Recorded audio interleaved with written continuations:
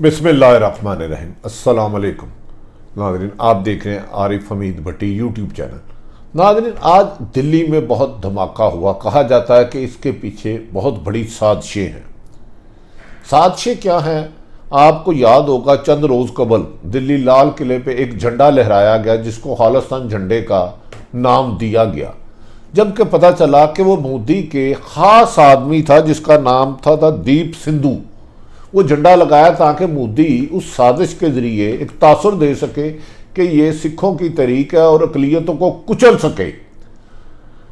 इस पर वजूहात बताएंगे कि मोदी की रियासत पर गिरफ्त ना होने के बराबर रह गई है। इस वक्त पूरे भारत में अलहदगी पसंद तरीके अपने अरूज पर हैं और मोदी की गिरफ्त आहिस्ता आहिस्ता भारत से कमज़ोर की बजाय हाथ से निकलती जा रही है, जिस पर इंटरनेशनल मीडिया भी अब कहने लगा कि मोदी की इंतहा पसंद सोच भारत को तकसीम करने के करीब ले आई है। इस सिलसिले में नाज़रीन, आज इंटरनेशनल मीडिया ने इस बारे में बरतानवी मीडिया, अमेरिकन मीडिया और दीगर मीडिया ने खौफनाक इंकशाफात किए हैं। नाज़रीन, आप आज इसराइल एम्बेसी के करीब अचानक एक धमाका होता है जिसमें इंसानी नुकसान तो नहीं होता, चंद गाड़ियां नुकसान किया जाता है। इस पर भारत के बारे में कहा जाता है कि ये भारत में उठने वाली अलहदगी पसंद तरीकों को कुचलने के लिए करवाया गया, क्योंकि आप जानते हैं अरसा दराज से किसान तहरीक अपने अरूज पर है, जिसको मोदी ने तमाम ताकत इस्तेमाल करके कत्लो गारत करा के, लाठी चार्ज, आंसू गैस शेलिंग करा के रोकने में नाकामी के बाद एक 26 जनवरी को साजिश की जोमे स्याह पर लाल किले पे अपने बंदे भेजे और उन्होंने कहा, उन पे इल्ज़ाम लगा दिया जिसका नाम बाद में सामने आया इंटरनेशनल मीडिया ने कि दीप सिंधु है जिसने झंडा लगाया, जिसकी मोदी के साथ तस्वीरें भी हैं। ऐसा लगता है कि मोदी से उसकी भारत की जो हालात हैं वो उसके कंट्रोल से बाहर हो चुके हैं, उसकी गिरफ्त नहीं रही, उसकी हुकूमत की रिट ना होने के बराबर है। इस पर कहा जाता है कि भारत में इस वक्त मकबूजा कश्मीर में होने वाली मूवमेंट, जिसमें 8 लाख फौज उनकी ऑलरेडी एंगेज है और अरसा दराज से वहां जुल्म ज्यादती और नाइंसाफ़ी की इंतहा कर दी गई है। इसके अलावा जो भारत को जिन चीज़ों का सामना है, 17 से जायद अलहदगी पसंद तरीके चल रही हैं और यहां तक चल रही हैं कि कुछ ऐसी तरीके मजबूत हैं जहां भारतीय वफाकी हुकूमत अपना कंट्रोल खो चुकी है और वहां की आर्मी ने भी कोई कार्रवाई करने से इनकार कर दिया है। इस वक्त 28 स्टेट्स हैं भारत की, जिनमें तकरीबन कमो बेशतर 60 से 65% मोदी की गिरफ्त ना होने के बराबर है। कानून नहीं है वहां अलहदगी पसंद तरीकों से, ना पुलिस उलझती है, ना उनके दीगर अदारे काम करना चाहते हैं। कहा यह जा रहा है कि अक़लियतों के लिए मोदी इस वक्त मज़ालिम इतने ढा रहा है कि ना सिर्फ आप जानते हैं कि यह मकबूजा कश्मीर में है, बल्कि सिख, क्रिश्चियन और दीगर कोई भी मसाइब मोदी की इंतहा पसंदी के आगे इस वक्त मैदान में खड़े हो चुके हैं और एहतजाज की शक्ल अख्तियार कर चुके हैं। इस सिलसिले में यहां अक़लियतों के साथ जुल्म, नाइंसाफ़ी, 17 से ज़्यादा तरीके तो दूर की बात, निचली जात के हिंदू भी मोदी के खिलाफ सरापा एहतजाज हैं और उनका कहना है कि मोदी भारत को एक जो सेकुलर स्टेट थी, एक जो जमहूरी मुल्क था, इसको हिंदू इज्म पर लाना चाह रहा है और हिंदुइज्म भी उचली जात पर उन्होंने यहां तक दावा कर दिया है कि एक दिल्लत बरादरी है, उसने भी अलग मुल्क का मुतालबा कर दिया जो हिंदुओं ही की बरादरी है।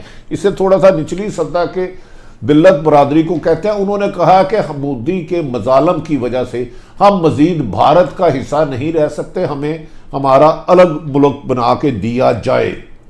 नाज़रीन, इस सिलसिले में बरतानिया, अमेरिका और दीगर गैर मुल्की इंटरनेशनल एजेंसियों ने, न्यूयॉर्क टाइम्स समेत राइटर समेत बहुत सारी एजेंसियों ने लिखा है कि मोदी बहुत जल्द भारत को तकसीम करने की वजह बन चुके जाएगा।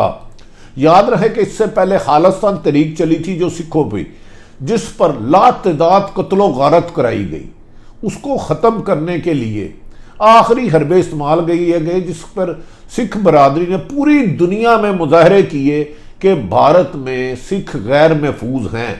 अब ये तशद्दुद जुल्म मोदी का ना सिर्फ सिखों पे बल्कि खुद हिंदुओं पे, किसानों पे हो रहा है, और किसानों की तहरीक को उन्होंने किसी दूसरे मुल्क के साथ नथी करने की कोशिश की तो इंटरनेशनल मीडिया ने कहा नहीं, वहाँ की आवाम, वहाँ की अकलीतें इस वक्त आ चुकी हैं। अगर मोदी ज़्यादा रहा, आम हिंदुओं पे जो मजालम ढाए जा रहे हैं, हर रियासत में अलग अलग कानून किया जा रहा है, जिसकी वजह से लोगों को मोदी सरकार के खिलाफ उसके एहतजाज एक आग बन चुका है, जिसके ने पूरे भारत को झुलस के रख दिया है।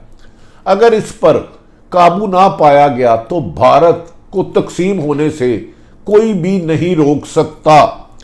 बरतानवी इंटरनेशनल ने यह भी कहा है कि मोदी इस वक्त सिखों को नहीं, खाली किसानों को नहीं, उससे कोई भी अकलियत महफूज नहीं है, और मोदी के अख्तियार में इस वक्त उसकी वफाकी हुकूमत लाचार, बेबस, एहतजाज के चूके आग चुकी है। अब भारत के तकसीम होने में ज़्यादा देर नहीं। 17 से ज़्यादा रियासतों का एहतजाज जो इस वक्त हुकूमत की रिट से बाहर हो चुका है, रिट ना होने के बराबर है। भारत में कुछ अलहदगी पसंद तरीकों ने मोदी की इंतहा पसंद सोच पर कहा है कि अब उन्हें अलग सूबे नहीं, अलग मुल्क चाहिए। वो भारत का हिस्सा नहीं रहना चाहते, क्योंकि जिस मुल्क का वजीर आजम नरेंद्र मोदी होगा जो इंतहा पसंद सोच रखता है, जिसके होते हुए कोई भी अक़लियत, इवन के उनकी हिंदुओं की निचली बरादरी दिल्लत भी महफूज नहीं है, तो हम उस शख्स की हुकूमत को तस्लीम नहीं करते।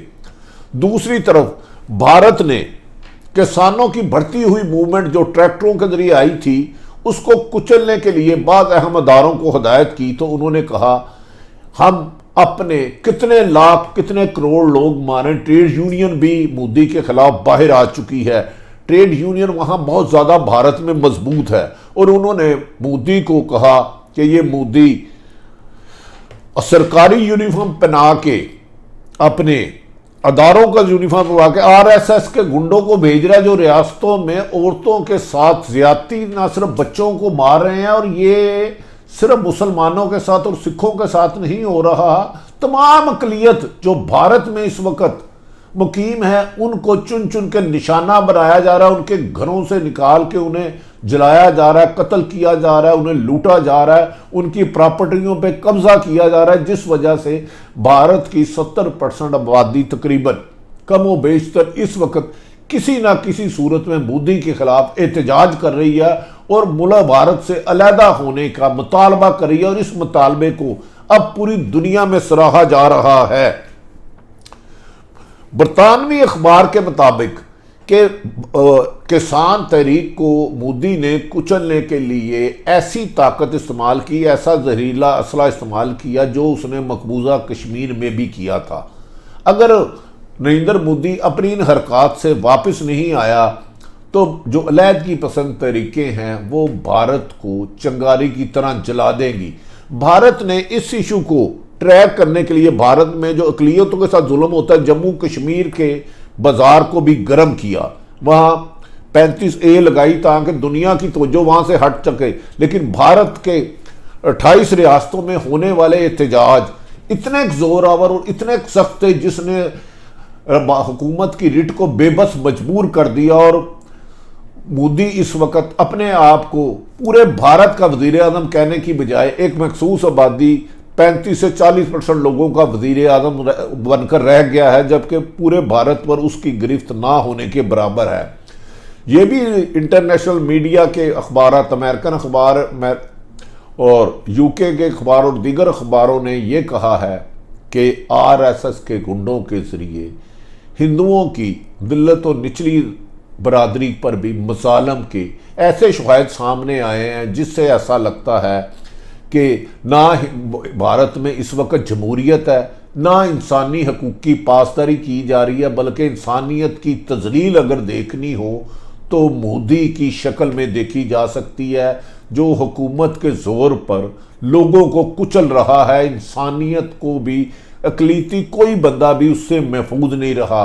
सिख भी गैर महफूज होते जा रहे हैं। मादी में उठने वाली खालिस्तान तहरीक को भी उसने जोड़ने की कोशिश की। अब कहा जा रहा है कि आज जो इसराइल के सफारत खाने के करीब बम धमाका हुआ है, इसमें भी कोई साजिश लगती है, क्योंकि इस धमाके का इल्ज़ाम मोदी किसानों पर लगाकर, वहाँ के अकलीतों पर लगाकर, वहाँ की निचली सतह के हिंदुओं पर लगाकर उनके खिलाफ कोई बड़ा ऑपरेशन करना चाह रहा है और कत्लो गारत करना चाह रहा है। और लेकिन ये उसकी कत्लो गारत दिल्ली और बम्बे तक नहीं, पूरे भारत तक फैल सकती है, जिसके बारे में भारत के दफाई तजिया निगार ने मोदी की इस रविश को इंतहा पसंद सोच, दहशतगर्दी सोच और इकदामात को भारत की तकसीम का सबब कहने पर भी मजबूर हो चुके हैं।